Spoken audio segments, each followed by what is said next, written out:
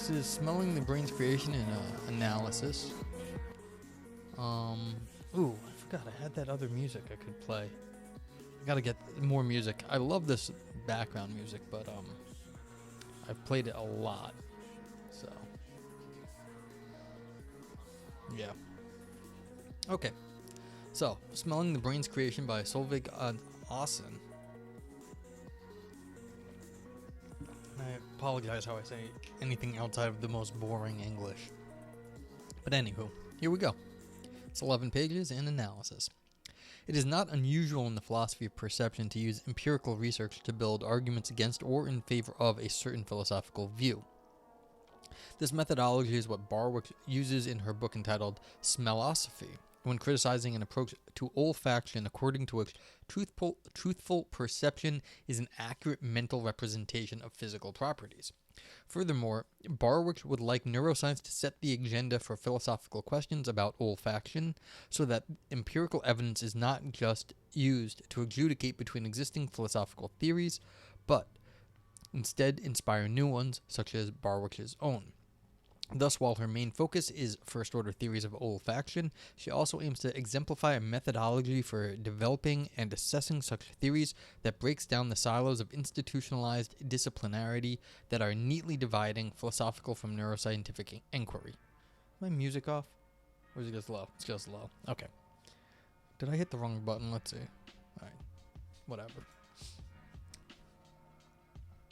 The various ways in which Barwick arrives at and justifies claims about olfaction give rise to various questions about the relationship between philosophical discussion of perception and neuroscientific results concerning how the brain works. In part 1 of this critical notice, I look at the approach to olfaction that Barwick criticizes and raise a few of these questions. This leads to a query about exactly how the approach differs from Barwick's own view of olfaction. Part 2 discusses select aspects of her view. I examine how her claim that olfaction is both exteroceptive and interoceptive, and that the associated idea that the brain creates odors relate to the empirical research that she presents. This leads to a query concerning her methodology, which uses empirical research about brain processing to arrive at conclusions concerning a subject's experience. My discussion of Barwick's book does not meet the book on its own terms. First and foremost, the book is an engaging presentation of an impressive amount of interesting empirical research on olfaction, telling a tale about the history of the field and bringing together the live voices of the top researchers whom Barwick has interviewed. It gives the reader a deep understanding of olfaction and how it is studied. My discussion of the book focuses on the philosophical claims and positions it mentions, endeavoring to reconstruct what I think can be regarded as justifications and elaborations of them. Since Barwick does make some philosophical claims and conclusions, I think this endeavor is not misplaced and hopefully helpful, although there is a significant part of Barwick's contribution that it does not address. Okay, so basically what we're getting is, a book report here on the philosophical parts of the book and not the the rest of it, which apparently is a significant amount of history and contemporary stories about what's going on. That's fine. So here. Okay, so it's a representational approach. That's what's going on in this. So I guess smells represent something to you then. But we'll find out what the person says.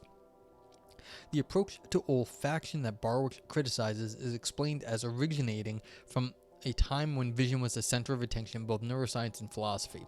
In neuroscience, the approach involves working under the assumption that there are specialized brain regions for particular features, for example, shape. I mean, this goes back to phrenology. You have to realize we are not that far out of phrenology nowadays. And so the idea that there's brain regions for anything, it's that's not so far off from this shape does this thing in this part of the brain does this sort of thing. It's just a much more sophisticated version, but when you're starting to look at brain regions to do stuff, it's basically, it's not completely fair to people, but we're still in the phrenology version of the brain.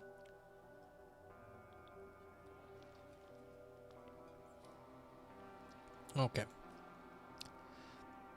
Sometimes the approach is associated with the idea of mapping odors onto neural structures. Other times the different but related idea of transparent stimulus response models that mirror the world is her target. In philosophy, the approach is briefly associated with representational theories of perceptual experience without going into the literature on this. Whether Barwick succeeds in targeting representational theories is a question I leave aside for present purposes. Instead, I focus on her characterization of the target approach early on in the book as the idea that our mental life is, in one way or another, a representational expression of physical structures. For ease of reference, I will call this the representational approach. So what's interesting is like, what is a physical structure? I mean, I don't actually understand what is meant by a physical structure here. Like an atom is a physical structure? Is a table a physical structure? Is a university a physical structure? Like what does that mean, like a physical structure? And like we can think about universities. We can think about like, banks. We can think about like, governments. We can think about government buildings. Those are physical. Is the government physical? I mean, I don't know what that means. Like, there's a lot of different sorts of things that aren't even that unusual, like, institutions versus tables. And they both exist. But, I mean, they exist differently. But what do you mean by physical at that point? Anywho, what it means that our mental life is a representational expression of physical structures is sadly not further explicated. However, also Barwick thinks that psychological phenomena are expressions of neural processes. What distinguishes her view from representational approaches thus seems to be that physical structures, such as neural processes, are not just expressed in our mental life, but representationally not just expressed in our mental life, but representationally expressed in it. So there's a representation that's expressed, not just being expressed as it is. Okay. Representation for Barwick, so it's like a level of abstraction we get away from whatever the thing is. So the thing isn't expressed, some abstraction is what is expressed. Representation for Barwick seems to be linked to the external and to accuracy conditions. For perception to be representational means that it expresses a mental image that, in some way or another, relates to external features in the world, implying that there must be some form of success or accuracy condition. Why relating to external features implies accuracy is puzzling here. However, let us just accept that Barwick thinks so, and that this notion of representation is part of her characterization of the representational approach, as it is also hinted in her characterization of the approach later in the book, as the view that truthful perception is an accurate mental representation of physical properties.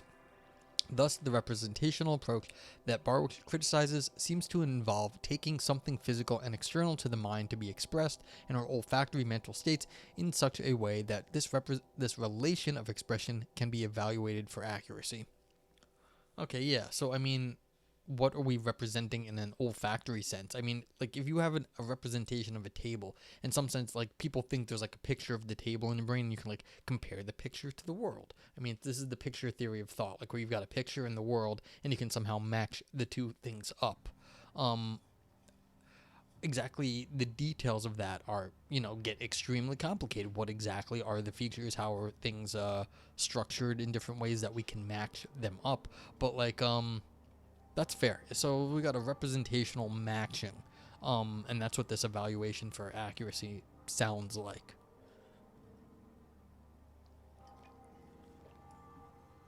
It's not a new thought in terms of mind, but,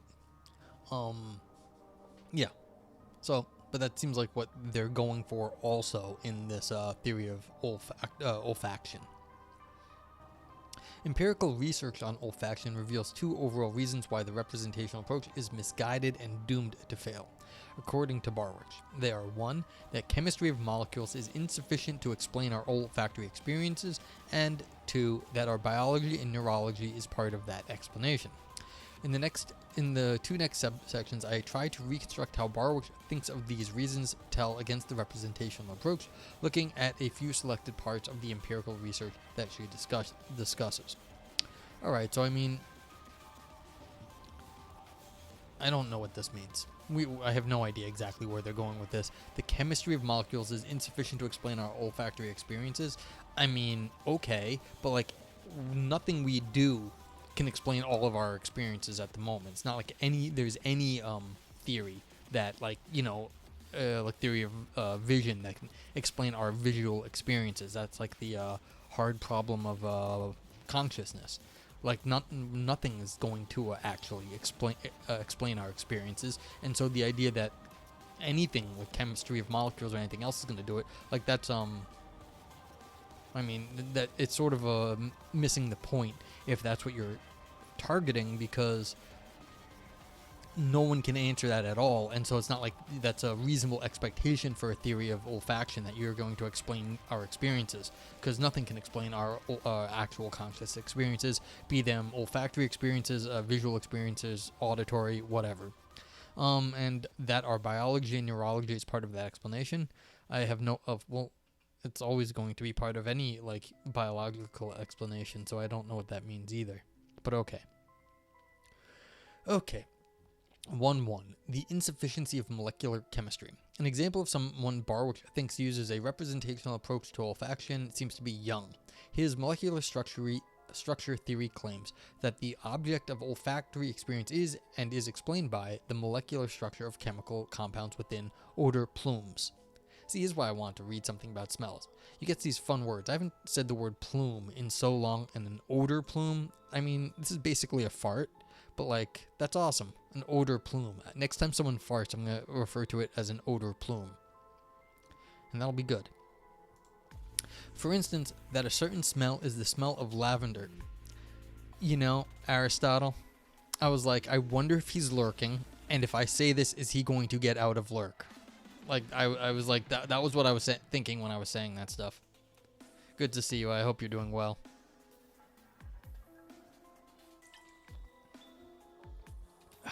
Yeah. Like, I don't have the viewer list up ever. I mean, I see the count sometimes, but like, I was just, I wonder if he's gonna be hearing this. Yes. The odor plume. It sounds so lovely. I know the author must be thinking that, because they're gonna say, the smell of lavender. Yes, that's what we're talking about here. We're not talking about farts.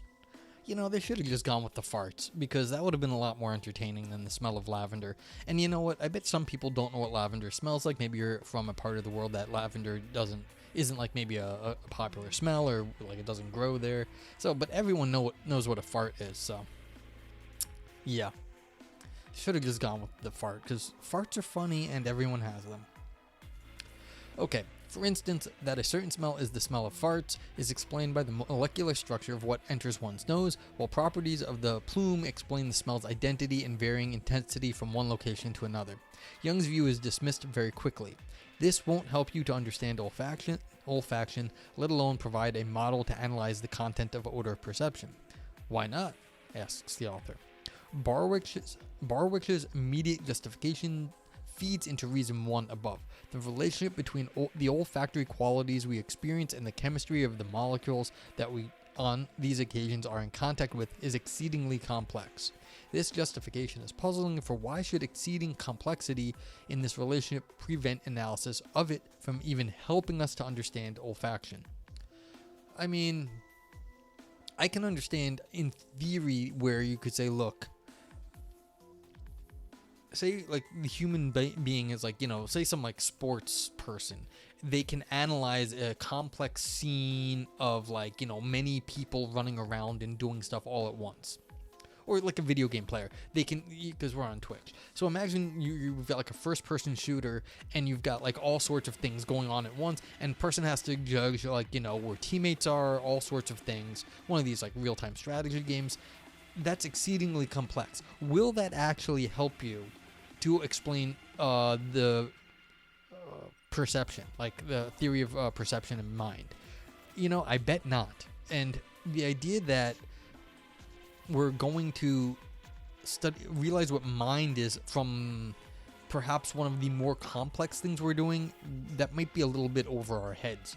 or it might be missing the point. Like if we were to look at what's going on in a top video game player's mind, and we're trying to see what they're looking at for visual perception, we might be looking at the wrong phenomena. We might be looking at highly strategic thoughts, not the visual perception ones. But I think the point might be here is that if you're looking at very complicated things, you're going to be missing the phenomena that you're really interested in, especially when we can in theory or allegedly simplify it down to something more simple, like just have one person looking at something like a picture that we know what it is, as opposed to someone who is at the top of their game doing something that is highly complex that very few other people can do.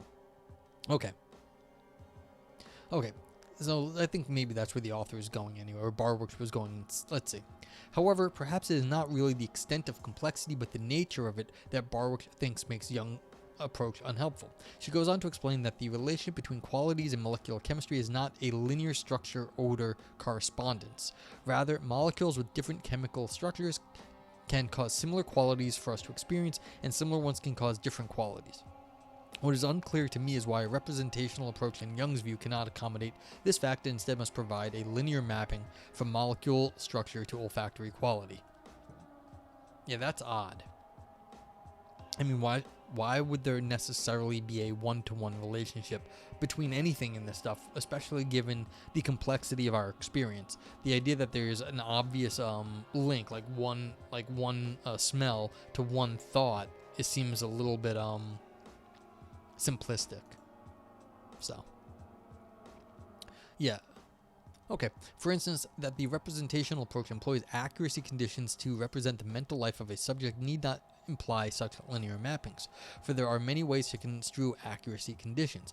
One possibility, albeit perhaps odd, would be disjunctive conditions like the following.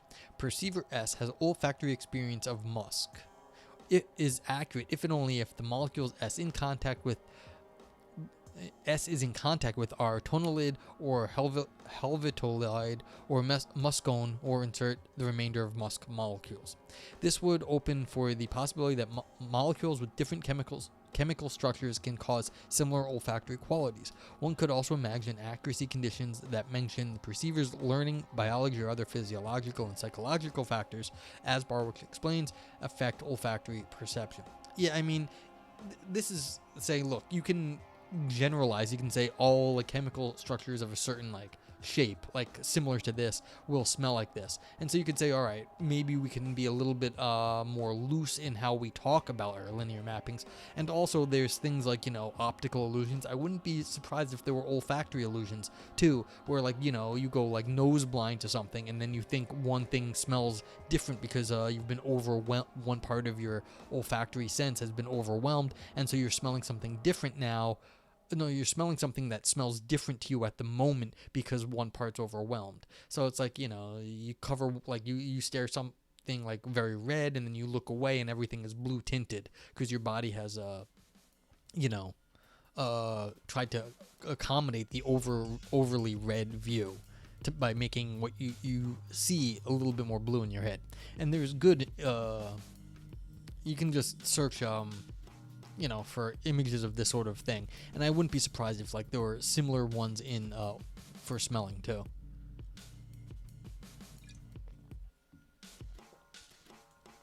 Using the latter sort of accuracy conditions would be an acknowledgement of Barwick's point that the molecular chemistry is insufficient to explain our olfactory experiences. One also needs to appeal to physiological and psychological processes to explain them. It seems like Barwick thinks such appeal cannot be part of the representational approach's explanations. That is why the need for such appeal tells against the approach, she seems to think.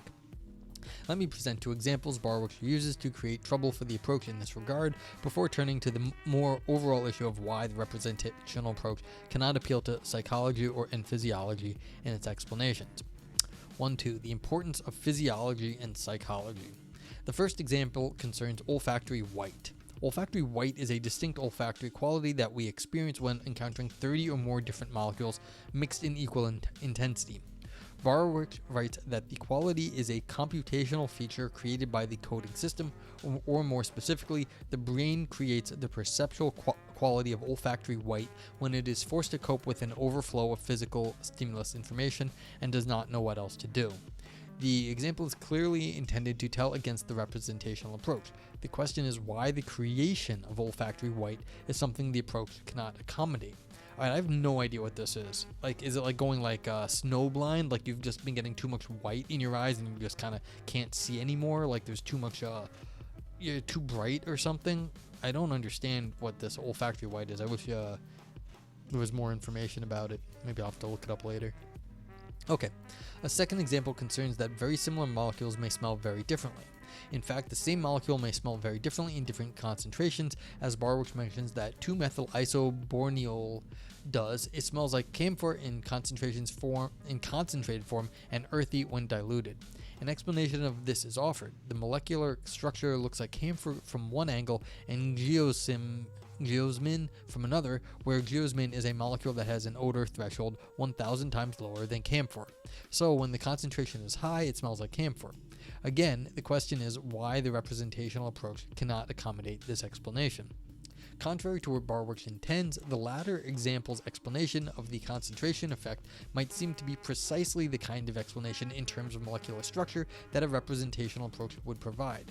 In fact, Young appeals to such examples of so-called enantiomers as the most straightforward evidence for the central tenet of his molecular structure theory.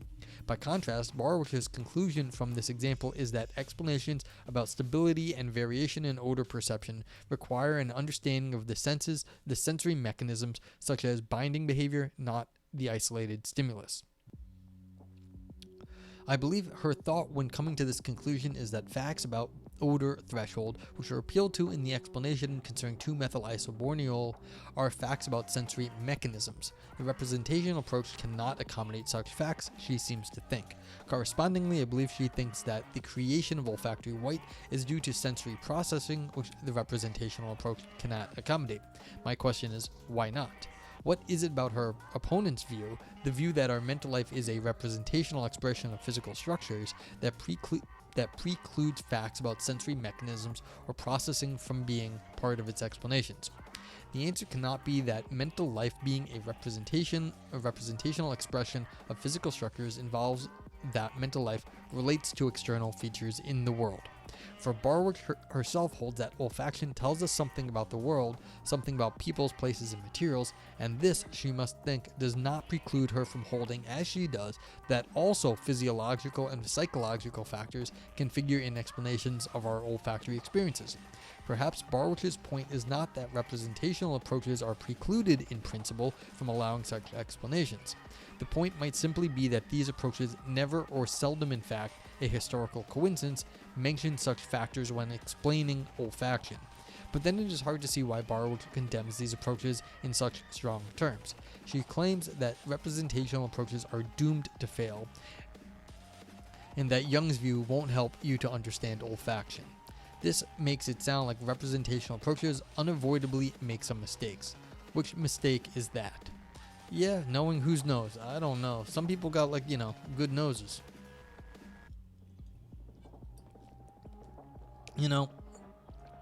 Yeah, I don't know. It's like, tuck your nose. How you doing, Valpo? Hope everything is well. Yeah, it's like, this is interesting. It's like people, you try to do as much as you can. I'm feeling bad for Barwick at this point. Like, I'm thinking the author knows, the author's right. Like, all the theories, representationals, some of them are very sophisticated here. And they're gonna be able to provide a defense on all these points. They're just going to be able to. This is the nature of philosophy, that if you're smart enough, and these people are, you can always come up with more, reasons for your position. You can always defend yourself. It's just a matter of time and effort and how willing you are to double down on certain things. This is why people don't have to change if they don't want to. But they may go off in their own corner and no one's going to listen to them, but you can always double down. This is just the nature of certain like arguments, because we don't have enough information or whatever it is, the theory. We're not going to get a hard answer, so anyone can always double down on whatever theory they want, and they'll be able to do it if they're clever and they're like determined. And so I'm feeling bad for Barwich, because it sounds like Barwich had some ideas about like these things, but maybe it wasn't sophisticated enough, and they sort of had like a maybe a bit of a naive view about what representational views were, and they got things wrong. Now, everyone's gonna get things wrong, and Barwich, of course, it shouldn't be you should be called out. But it's like one of these things is like, well, if you got this whole book, and the author admitted that earlier, like the whole book is, much more like this is only one part of it. This is the philosophy part, and they're saying Barwich messed up the philosophy part, but like there's a whole bunch of other stuff, and it's like, well, maybe like you have to make decisions about writing what you can in the book. And if you're going to be writing a book that's just going to deal with the representationalist theory, then like you probably just write a philosophy paper about why the representationalists are wrong, and then they'll respond, and then you'll have a publication in a journal, but not a book. So it feels like this is a paper that's criticizing a book that wasn't trying to do what the paper wanted it to do. They wanted it to argue against their theory. They wanted to have someone say, oh no, the representationalists are wrong, and like have a strong position, but like that's maybe not what the book was about. So, and that's why they even say they're kind of reconstructing the arguments here. This isn't to give let Barwich off the hook. Of course they should have gotten the theories right, but everyone can't do everything. Excuse me. Alright, continuing. A mistake about what is fundamental in explanations. One guess would be that the mistake concerns what is regarded as fundamental in explanations of olfactory content. At the end of her discussion of the examples that create trouble for representational approaches, Barwich summarizes their mistake as follows. Excuse me, I just ate dinner. Should have ate less and ate sooner. My apologies. Alright, Barwich summarizes their mistake as follows. Talking about odor objects as a stimulus representation is deceptive because it covers up the fundamental processes, biological and cognitive, that determine why odorants smell the way they do. Biology and psychology are factors that resolve how physical information is organized into odor categories. You cannot black box the processes of perceptual coding. In this passage, the mistake of a representational approach is not to take molecular chemistry to matter to what olfactory experience is like, but to cover up what is fundamental to determining this. What is it about the idea that truthful perception is an accurate mental representation of physical properties that covers up the fundamental processes, and in what sense are they fundamental? If being fundamental here simply means being a necessary part of an account of olfactory experience, more than one thing can be fundamental. In particular, both the chemistry and the biology could be fundamental. So even if it were a commitment of the representational approach to focus on the chemistry in its explanations, which I am not sure it is, it would be unclear why the approach covers up the biology and psychology in its explanations. I think it is hard to identify what precisely the mistake of representational approach is, according to Barwich. What is clear is that she takes examples like those I have rendered to count against the approach. Also, this is not necessarily straightforward. To the extent that the descriptions of the empirical examples is the basis for her rejection of the approach, the descriptions better not crystallize how some empirical researchers simply happen to describe the examples, for example, that the brain creates smells. Crystallizing such habits or assumptions is not an argument for rejecting alternative assumptions. For example, in the explanation of the concentration effects for 2-methyl isoborneol, one can emphasize the chemistry or the odor thresholds as key. Both are mentioned in the explanation, so why should we think, as Barwich does, that the sensory processing is key, and not think, as Young does, that the chemistry is? Alright, so I'm trying to figure out, like, what do I think Barwich is trying to say in this,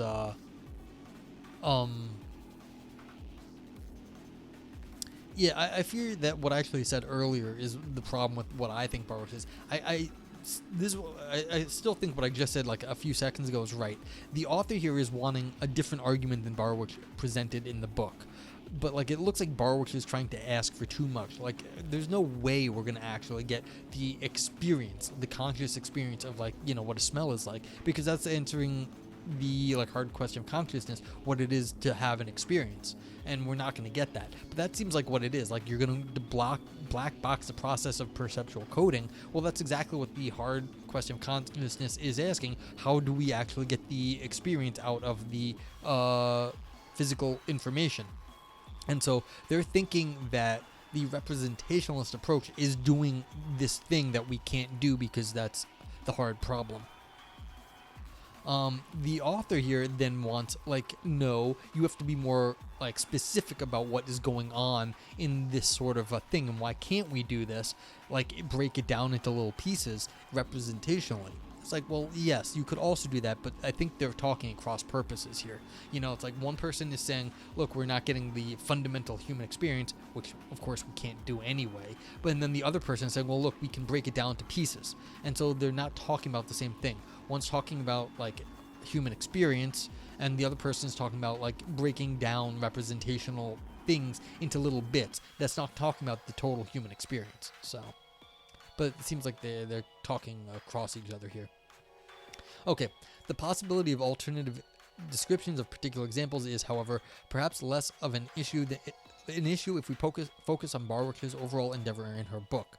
I think the sheer multitude and variety of examples she accounts for in terms of biology and psychology, I have not come anywhere close to mentioning all of them, is meant to convince us that, taken together, they show us something general about how olfaction works. It convinces me. Still, exactly how our outlook conflicts with the representational approach and why that approach is precluded from appealing to physiological and psychological processes in its explanations remains unclear. Yeah. So it's like they wanted this, and this is not what Barwick gave them. Okay, 2. So that was the first criticism, I think. And now the second one is Barwick's view of olfaction. On Barwick's view, olfactory perception is not a matter of mapping or representing the environment, but of measuring and actively interpreting it.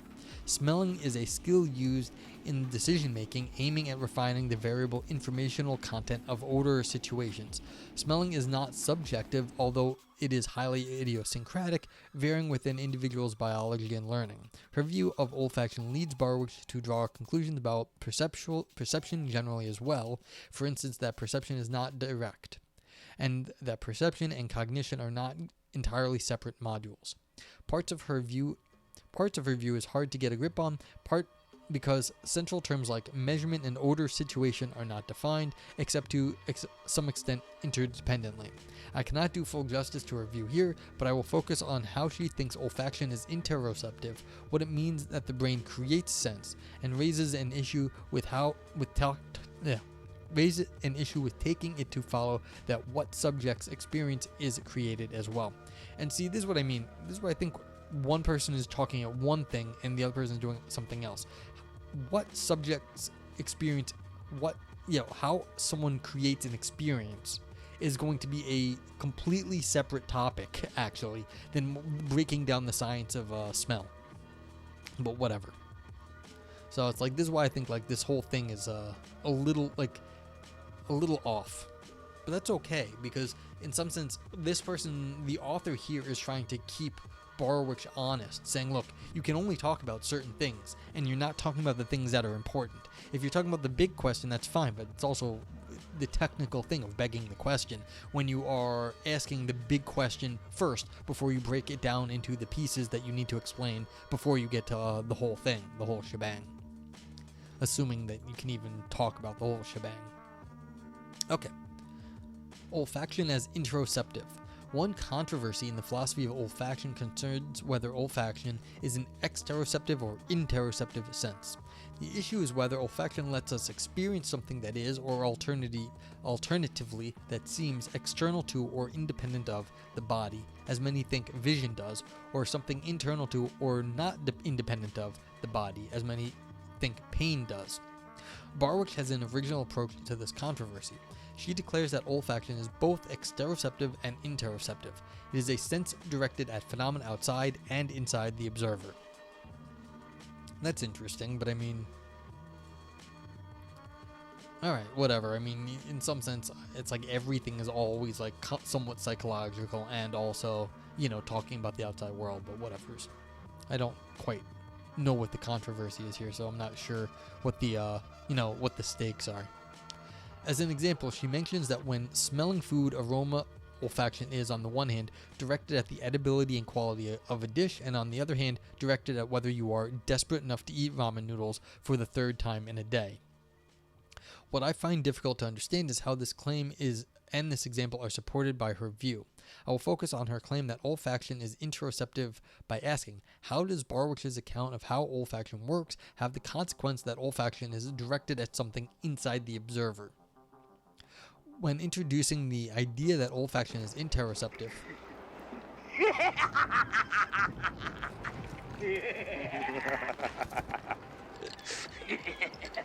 I love this video, that little thing. Thank you, Rethius. I appreciate it. Gonna have the Rethius subscribed. Rethius says, hope you all are doing well. I love my new TTS. I'm doing alright, Rethius. I hope you're doing well too. We're reading a paper about someone's criticizing a book about what it is to smell as an olfactory theory. So, what's up? Yeah. But yeah, let me know if you have questions. It's just, I like this stuff. So I saw this and I just jumped on it. It's like, what is it to smell and what is the theory of smelling things? And, we're talking about olfactory plumes, which, farts, which is always fun. And thank you for the sub. I appreciate it. Okay, so where were we? Okay. When introducing the idea that olfaction is interoceptive, it is explicated as the idea that olfaction constitutes an inward reflection regarding the relative value assigned to this information about things in the world outside the observer. The general idea seems to be that something from the outside, information or a signal, is inwardly reflected, or as she elsewhere says, interpreted, or dependent on processes in the sensory system. This idea is supported by empirical evidence that, for instance, our olfactory experience depends on context such as visual presentation, labeling of the smell, and culture. However, the idea about dependence or inward reflection and the empirical evidence mentioned is not specific enough to support the claim that olfaction is interoceptive. So it can't be like, well, could it be like pain? Could you retch off a smell? But is that really, would you call the retching off the smell or of something else? I don't know. For it is consistent with the idea that our olfactory experiences are directed only at phenomena outside the observer, that information from outside is interpreted by the sensory system, in the sense that the processing of it varies with context. Although different individuals in different contexts may process and experience the same molecules differently, the object of their experience, whether that experience is directed at, may nevertheless be something outside them. However, Barwick sometimes couples her idea about interpretation and depends with the idea that the brain makes or creates something for us to experience. For instance, what that information in the external world entails, including what actions and conceptualizations it affords, depends on the evaluative dimensions, principles, and connections embodied by the coding system. In short, how the sensory system makes sense of stimulus information. Exploring what is meant by creating or making sense may lead to an understanding of how olfaction is interoceptive on Barwick's view. For if either the created sense themselves or the processes that create them are in some sense inside the observer, they may constitute the inner phenomena Barwick refers to when claiming that olfaction is a sense directed at phenomena inside the observer. Yeah, so I mean, if you think of the smell of a rose or some good smelling flower, that's obviously outside. But if basically you're creating the thought of something, and you have a thought and you are sort of manipulating the worldly the senses your stuff getting from the outside, maybe you're actually modifying enough in your head that it isn't exactly just the outside world, it's something else is going on. So you're doing more processing than the world alone can account for. Maybe the world is like sort of like it's I don't know what you'd say. Like maybe the world is not giving you enough information, and so your brain is making more of it, like just trying to fill in the gaps. Again, why would that be unique to smell? But like, and why would you claim that you can make any hay out of that? I don't know. But like, it's an interesting thought that we're not getting enough information from our noses to actually get what we consider a smell, but then we're sort of putting that together with a lot more information. All right, author here says, though, from the quotation in the previous paragraph, we can see that Barwick thinks there are processes in the brain, processes of creation, that make sense or olfactory qualities, that is, things that subjects experience come into being. What remains hard to understand is what it means for processes in the brain or the sensory system to create sense. I take it that not just any sensory processing results in creation of experienced qualities. If so, talk of creation is quite empty and uncontroversial. It simply means processing.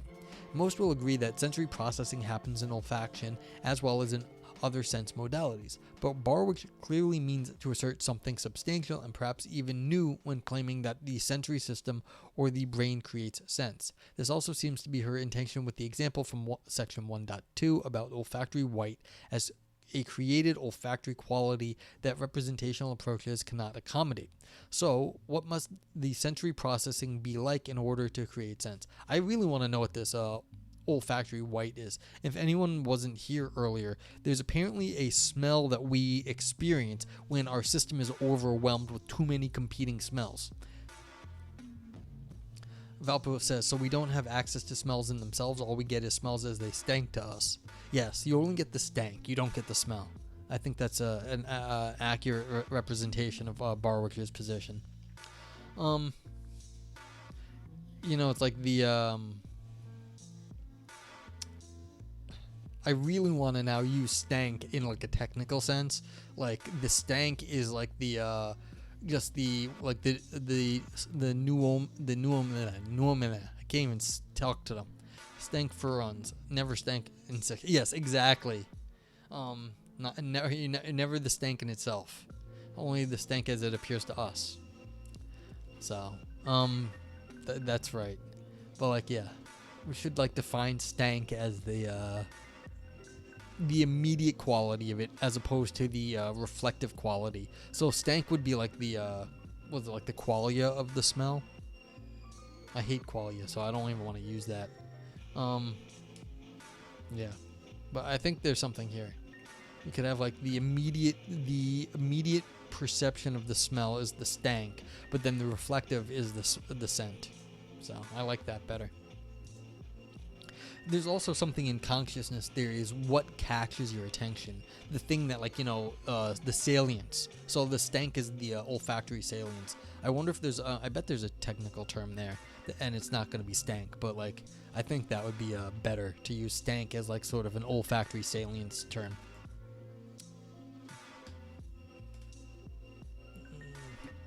Now we have something to write down,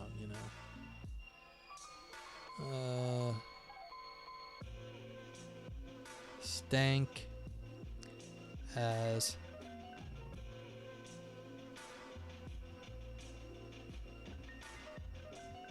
there we go. Stank as salience. Now I feel better. I had something to write.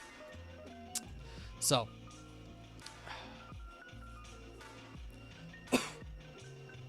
yeah, so I do want to know what this olfactory white is. It seems like an experience that wouldn't be that hard to come across, just having your smell overwhelmed and then you have an olfactory white, whatever that smell of white is. That seems kind of cool. All right, so this is what the olfactory white is, and so this is the so what must the sensory processing be like in order to create sense? And so there is this olfactory white that we have to make because it isn't any one of the exact sense in the smells like that overwhelms us. This is a different smell. Okay, Author says, my understanding is that Barwick's answer lies in our idea about how the information from outside gets scrambled in the olfactory sensory system. The scrambling happens both in the bulb and in the transition from the bulb to the piriform cortex. In the bulb, two mechanisms are responsible for scrambling the signal. Combinatorial coding is the name for the mechanism by which one receptor responds to different chemical features for different molecules, and two, different receptors respond to the same molecule but to different chemical features of it. Inhibition is the name for the mechanism by which some chemical features can block others so that the receptor does not respond as it otherwise would.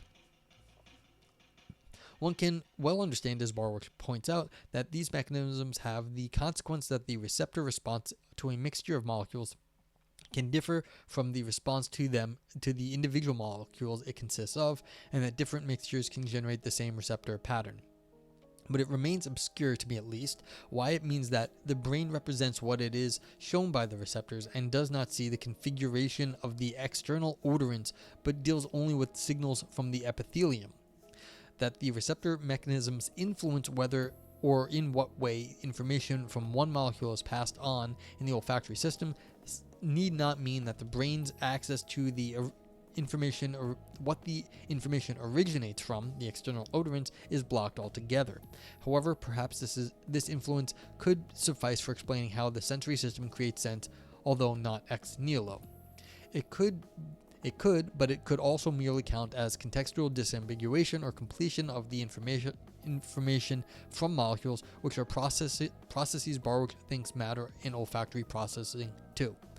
Yeah, I mean, the author's just saying, look, it may scramble some stuff, but it may also be just part of like the natural, mechanism that we take in information from the world, and there's no real reason to think that there is a hard block between the world and the brain in this intermediary step. Like, that would be a very hard argument to make, and I'm sort of like, it's confusing why Barwick would think that it's a complete scrambling and you can't actually track like the smell in the world to all the way past this, and that there's like it gets scrambled, and then what comes off of this process here is completely different than what the external world gave to the person who is smelling it.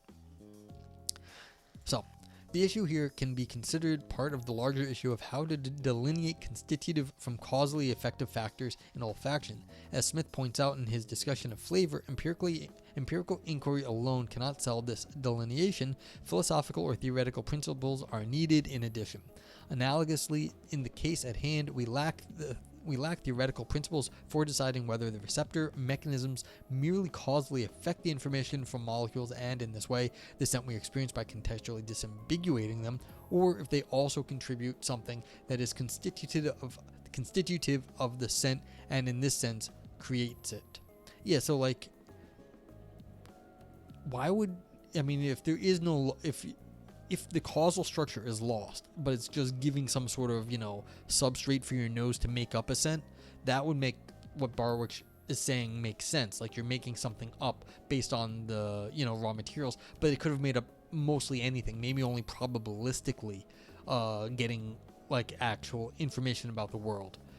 But, that would still be some sort of causal effect. Like, it'd be very hard to say that, like, there was nothing causally, like you smell a fart, and we all know he who smelt it dealt it.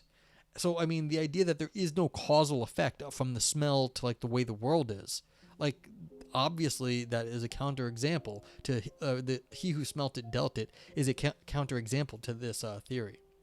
So, the same issue concerning creation versus contextualization also arises from the scrambling that Barwick describes as taking place in the transition from the bulb to the piriform cortex.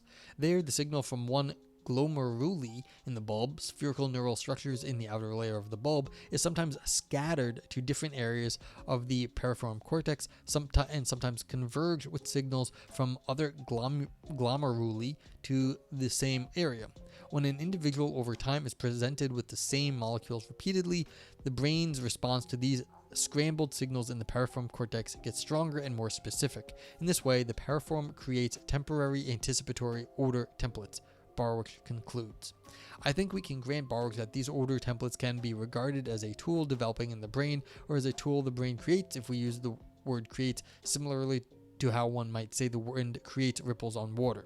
But while the tool itself is created, what it does to the neural signal need not therefore be creation, nor need it create sense. The brain's response to the neural signal in accordance with past experience might simply count as context to the interpretation of the signal, but not as creation, insofar as creation means making something that was not there before. In summary, I think more needs to be said in order to establish that the scrambling Barwick describes results in creation. However, even if the neural signal is in some sense and to some extent created by the brain, it is unclear why this will mean that the scent or the odor subject's experience is created as well. But that is what Barwick claims. Odors are created of your brain, are creations of your brain, and the structure of phenomenological experience, what it's like to perceive the world, is not independent from the neural architecture that creates it. So part of her claim is that the neural architecture of the brain creates the phenomenology or the odors that subjects experience. Again, seems like Barwick bit off more, like she's accusing the olfactory theorists of something that they were never doing. It seems like she's trying to get the phenomenology, the metaphysics of what it is to be conscious out of these theories, and I don't think any of them are claiming that they're doing the whole theory of mind here. It just seems like that's what she is. This is sort of like, is a red herring, or what's it called? When you're just accusing them of something that like they weren't saying they were doing. So it's like a straw man in some sense. She's accusing them of like not solving this big problem, and it's like, well, they never were going to. They weren't even trying to.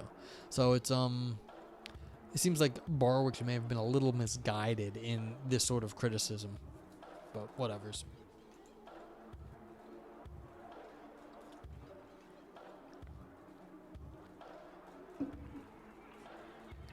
Alright, concluding from brain processing to phenomenology.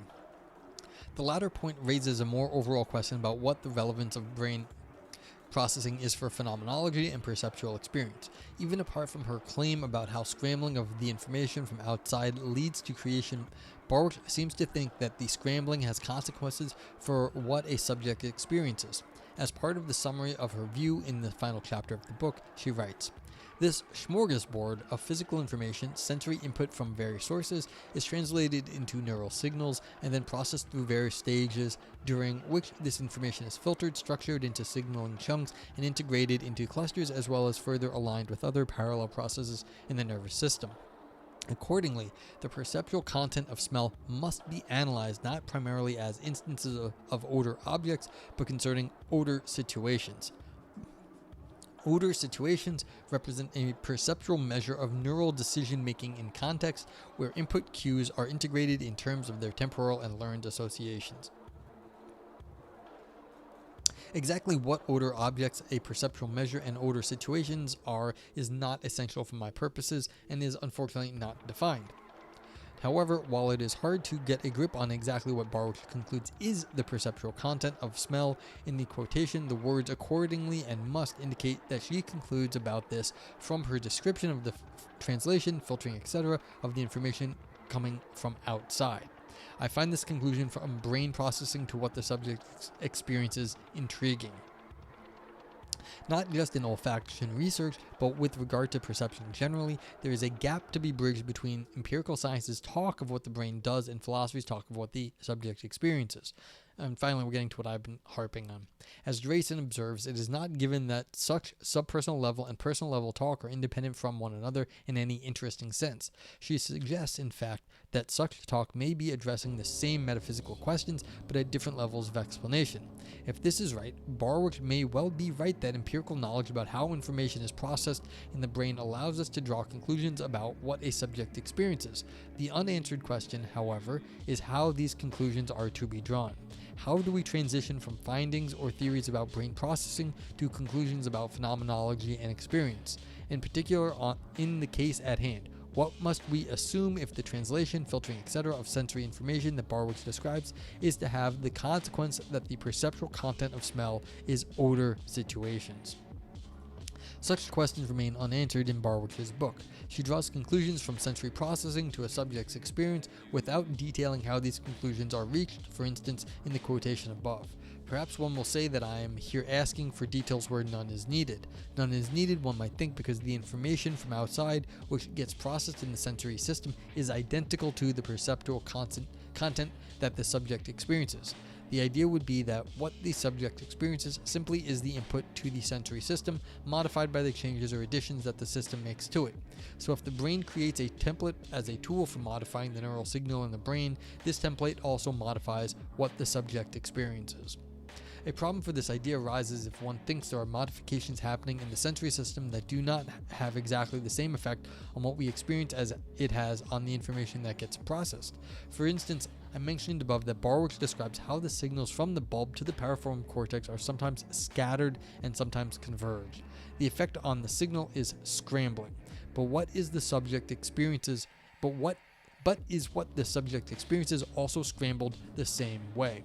If the answer is yes, this can help identify a sense in which olfaction is interoceptive. It is partly directed at the effect of a process inside the body, which one might think is itself something inside the body. But an affirmative answer also involves making a claim about our experience that I think needs to be related to something recognizable about it. A way in which we think experience is scrambled, if it is to a way in which what we experience is scrambled if it is to seem plausible. If the answer is no, then there are interpretive choices to be made about what the modifications of the signal in the sensory system mean for the subject's experience. This would bring back the same issue as before.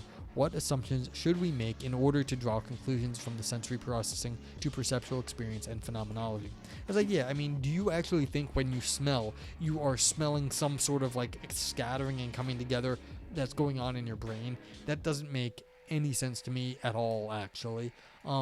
Generally, whatever you're smelling, it doesn't seem like a scattering or coming together process or any sort of like mental process is going on. But then again, how would I know what a mental process smells like? But I mean, the idea that we could even describe the thing in the right way, that there is a smell to scattering, seems like some sort of category mistake. Like, what does scattering smell like? And scattering in the brain smell like? I mean, that's very strange. Okay. Author says, I do not think this issue is avoided by subscribing to the mentioned idea about identity between perceptual content and input information. The idea is an assumption about how to draw conclusions from sensory processing to perceptual content, but it is not, as far as I can tell, a neutral or default assumption. Even if it should be the case that sensory processing has a creative effect on the information it handles and that what we experience in olfaction is created as well, it is not given that the information is identical to what we experience. The sensory processing's effect on the information could, for instance, explain why we experience something created without that information being what is experienced. Thus, I think that when drawing conclusions from sensory processing to perceptual content, this will involve making assumptions that need to be made explicit if we are to understand how the conclusions follow. Yeah, I mean, how are we actually to think about what is going on in our brain as part of what we experience in the world? And that's a great question, but I mean, clearly that's not going to get answered anytime soon, I don't think, because then we'd actually have to be able to disambiguate what the world is, what our brain is doing, and then what is the full experience. And that's just too hard at the moment. We're nowhere near that. Okay, conclusion. While I think there are certain aspects of Barwich's claims and arguments that could be clearer, there is much about her view that is philosophically interesting and insightful. The idea that the brain creates sense and that olfaction in this sense is interoceptive seems to suggest that part of what is smelled is something about oneself. I mean, are you smelling the inside of your nose? Kind of. Still, as Barwich emphasizes, since a created scent results from the processes of the sensory system, experiencing it as an experience of something objective, even if it is idiosyncratic and dependent on something inside the observer. Yeah. Oh, sorry, I think I just read that with the wrong inflection. So you're still experiencing something objective, even if it's idiosyncratic. Another lesson from Barwich's book is, I think, that olfaction is not a sense that just reports on what is around in our environment, but more centrally a sense for judging what is good for the organism given the state it is in. These insights do not require succeeding in rejecting the representational approach, and thus can bypass the reservations I have expressed above about that. If one is willing to leave unspecified and intuitive what it means to create sense, my quibbles about this notation may also be disregarded. However, what I think presents a substantial unaddressed issue in Barwick's book is the final point above, how empirical results have consequences for a subject's experience. She offers a framework in which molecular science meets perception. A clearer specification of exactly what the premises for that meeting are is something I think her view and fuller work in the paradigm she outlines would benefit from. Okay, so this was, pretty straightforward, I think. I mean, I wasn't in love with, I had trouble. I stumbled over some of the language, but otherwise, I thought this was actually pretty straightforward. The author was annoyed that, Barwick did not actually get a good enough theory of representation for what the author thought was the standard for the representationalists in this area. And maybe that's true. It seems like, it was competently argued that, Barwick did not have a sufficiently sophisticated view of representation theory that to cover the author's concerns, at least. And then, it also seems like that Barwick may have been, and this is what the author got to a little in the end.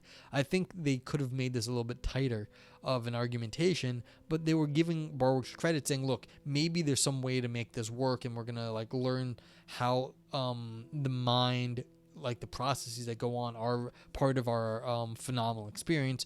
But I mean, that is a grand claim, and I can't see how that's going to work very easily. I mean, that would be a way of solving the whole hard problem of experience, and saying, well, we also experience all the processes going on, and that's what it is to have a conscious experience, is to be experiencing the function of the brain. But I mean, again, how, the author said, what is it to be a scattering and coming together of signals in the brain? That doesn't have a smell. A scattering doesn't smell. So how that would come into a part of conscious experience, I don't know, and it seems like a category mistake anyway. Alright, so does anyone have any questions about this? I mean, I thought this was a fun little paper. I got no problems with it. I don't know this enough about, of course, Barwick and what was said in the book, but it seems like, if you were interested in this stuff, it seems like a good place to go. You just realize that the representationalists can defend themselves against anything Barwick said against them. So yes, and then we also, what I liked was we had a nice theory of stank. So I appreciate you, Valpo, for bringing that up, and Aristotle for helping out with that. So we've got the philosophical theory of stank, which we will probably get published in Analysis or Mind, and get all very fancy appointments